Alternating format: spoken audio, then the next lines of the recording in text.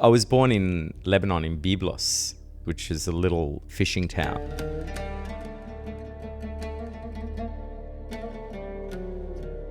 And then we came back to Australia because of the war broke out. My mum is an Australian and dad was a Lebanese immigrant.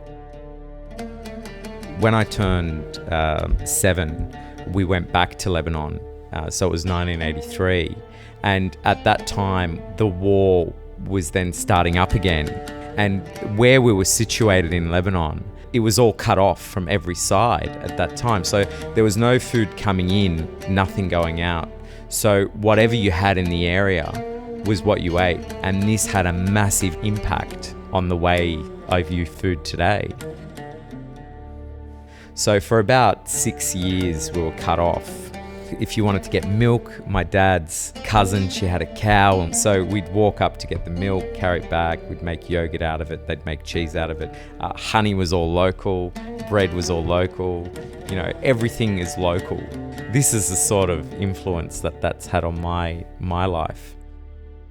Pepe was a name I was called as a child. I mean, I grew up in part of my life in Australia and with a name like Pierre. Back then, Pierre was not exactly a good name to have in a playground. So my dad decided that Pepe would be the way to go. And it was just easier, when people read the name Pierre, I'd get called Pierre, Pear. You get all sorts of names back then. When I was coming up with the brand, I had this escape in my mind, and it's an island escape in my mind that I call Saya. And I always used to say, Pepe is in Saya.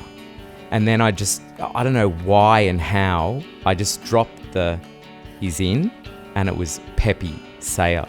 And the 2 syllables, the way it sounded, it just connected. Then I needed a face for the name Pepe Saya.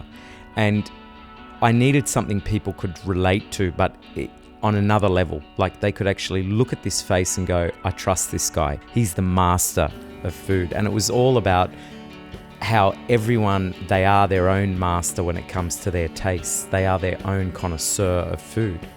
And we matched up the name with the head, and it was just like, wow, this guy or this picture has actually come alive with this name, Pepe Saya. And it's interesting now because people meet me and they go, oh, I was really expecting some old guy with white hair and a crystal ball on his walking stick, who is this guy, Pepe Saya? So it's very interesting. But I think it really works well and it does the butter justice.